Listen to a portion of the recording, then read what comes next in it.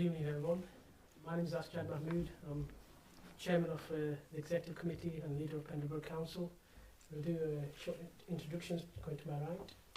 Lawrence Conway, Interim Chief Exec, Pendle Council. Howard Coleshaw, the Council's Head of Legal Democratic Services. Paul Preston, Democratic Services Manager. Councillor Mohammed Iqbal. Councillor Mohammed Annan. Councillor Chris Church, Chairman of the Overview and Scrutiny Committee. Good evening, Philip Spur, Director of Police. And Karen Spencer, Director of Resources. Thank you very much. I've got apologies from Councillor Hanif, who is attending a family friend's funeral in Bury. I've also got apologies from Zafar Ali, who's also got a meeting clash with Nelson Town Council. The first item is declaration of interest. No. Item 2 is the review of corporate plan 2023-27 and action plan 2025 to 2027. So if I can introduce this item, and then I'll ask Chris Church as the chair of Overview and Scrutiny. So we'll take item 2 and 3 together. Chris Church to kind of talk about it after I just introduce that item. So at our meeting in March 2025, we instructed the Chief Executive to undertake a review of the corporate plan and its subsequent action plan. What we have before us this evening is the results of that review. While the initial request was to look at the issue of adding pace to our transfer of assets to town and parish councils, the review process was also timely in terms of looking at all the priorities with an eye on local government reorganisation. The corporate plan is a key document, along with our constitution and local plan, that enables us to identify, deliver and influence others in our pursuit of our community's needs and aspirations. The 4 council priorities remain a solid foundation for us to work on and the vision for us to work towards. There is the suggestion that to clearly identify these priorities in our own minds, in the minds of our community and partners, the plan is renamed the Council Plan. This will engender a greater sense of ownership across all areas of work and all our partners, and is easily identifiable as our plan for our communities. The plan will now also cover the period up to and including 2028, so to avoid the cost of updating and preparing a whole new plan for one single year, due to the potential impacts of LGR, the local government reorganisation. As the action plan is reviewed and updated each year, this should not affect any of the outcomes in our priority themes, but will also enable us a further year to achieve them. With regards to the action plan, this will remain our action plan for the period up to 2027. The changes made are to better reflect those issues that affect our communities to the highest degree, to ensure that their visibility is enhanced and therefore our resources are allocated accordingly. For example, increasing the visibility of the levels of poverty, deprivation, the need for more jobs, skills and education for our young people and the whole workforce, to tackle the health inequalities that exist, particularly with lower life expectancy than many other parts of the UK. This should allow us to have a stronger voice and influence with those organisations that must help us deliver on our priorities. The corporate plan and actions have also been reviewed in terms of local government reorganisation, and where increased activity is required, this has been included. For example, the suggested cross-party working group to monitor progress, reviewing the workforce and member development strategies to provide the necessary skills and learning to prepare members and officers for what is to come.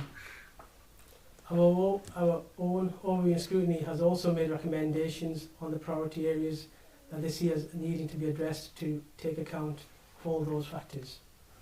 Finally, it is clear from our own financial position that we must urgently review and update our financial planning, and the recommendations to undertake this work must be brought back to the Council as soon as possible. This will put the Council on a clear path to whatever collective future may hold, and will be a narrative we use for all our partners to collaborate in achieving our priorities and actions. I would like to put on record my thanks to Overall Review and Scrutiny Committee for their work and that of the officers. I hope that members see the full extent of the importance of these documents and join me in agreeing and recommending them to the full council in their totality. If I can bring Chris Church in. Actually, first, can I have a mover and a second? I'll move it and then can I have a seconder? Should we not listen to Chris first? Just we sorry, need to change it. Yeah, so Chris Church. Thank you, Chairman. And firstly, I must give credit to the interim chief executive, as well as to Lynn Rowland, our committee clerk, for turning around this report in literally less than 24 hours. The meeting was last night. My thanks go to them. The committee were asked to review the proposed revisions of the existing corporate plan undertaken by the Chief Executive at the instruction of the full Council in March 2025. The remit was up to overlay the potential requirements of local government organisations throughout the plan and to undertake a more proactive position on the transfer of assets to town and parish councils. The Chief Executive outlined those proposed changes along with a refresh of the existing priority themes and actions to bring the plan fully up to date. The committee were given a briefing of all the proposed changes as contained in the report which you have, along with the reasoning behind each of the proposed changes. Beginning with the corporate plan itself, the committee raised a number of questions and points, specifically to include the transfer of assets to town and parish councils under priority 2, rather than just another action in the action plan. Furthermore, the committee wished to see the inclusion of the expansion of existing cemetery sites rather than just one named site. The committee agreed that these particular points must be included in the corporate plan final version. The committee had no further questions or comments on the proposed draft corporate plan and agreed to the changes as suggested. As to the action plan 25 to 27, the Chief Executive again outlined the proposed changes and rationale behind the suggested changes, explaining each under their respective priority theme. The committee had a series of questions and comments which were answered satisfactorily by the Chief Executive. For example, the action plan must clearly state what it is, as no definable title existed in the draft, and this may result in a lack of clarity when referring to the document in future. The committee also agreed to the removal of the commencement of work on a new local plan while the existing plan is being inspected and the outcome not yet known. This could be reinserted at a future date if required. As therefore no further questions, the committee agreed that the proposed changes should be received and agreed as written with reference to the action plan title issue being adopted. Further discussion then took place within the committee and Chief Executive as to whether any of the actions may need additional visibility and monitoring in light of local government reorganisation and the Council's financial stability. It was suggested by the Chief Executive that the following actions receive further attention and monitoring to assure the Council's continued ability to deliver on its priorities. Priority 1, providing high quality services and facilities, financial resilience, continue to deliver a balanced 3-year medium-term forecast while delivering effective services and identify savings as part of the service improvements. This will be done via the budget working group with reports to full council in due course. Local government reorganisation. Submit final proposal with neighbouring authorities as per council preferred options. It was suggested that this take place via a cross-party working group to monitor the work that needs to be undertaken in a timely manner to allow the council to make its decisions based on all information available. Liberata contract agree and begin delivery of the customer contract strategy, agree and begin delivery of the IT strategy, deliver the workforce strategy. Governance, complete review of the Constitution. Transfer of assets, implement the next wave of assets transfer. It was also suggested by the Chief Executive that a new item be added, to cover member learning and development events and opportunities to increase knowledge with regards to local government reorganisation and its potential future impacts. Priority 2, proud and connected communities and places. Confident communities, continue to develop the Pendle Partnership and support related actions.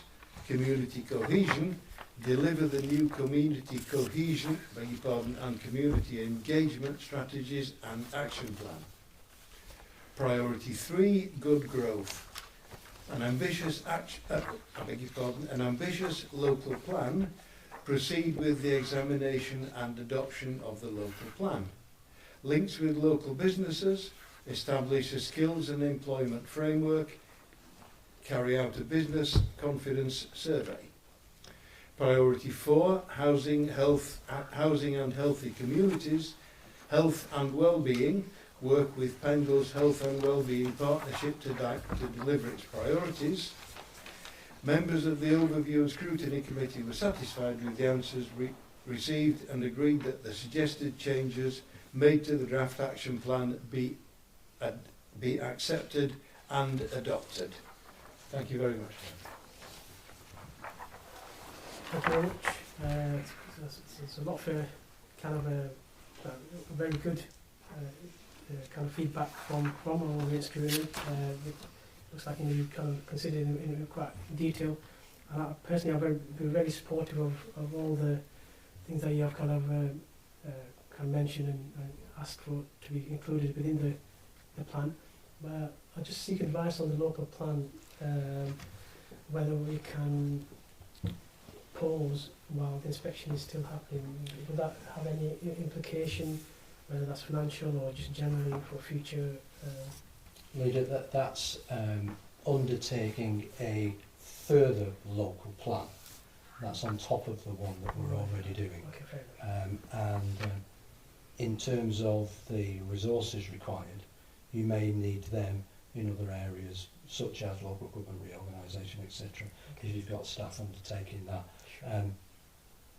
And you have options on that. Okay. And those options may be that you bring it back once you've had the ability to assess it further. Sure. You're still working with your local plan as it is now.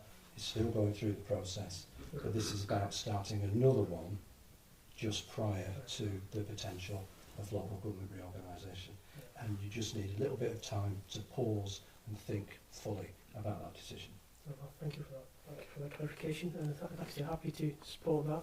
And we can always review the position with the local plan further down the line.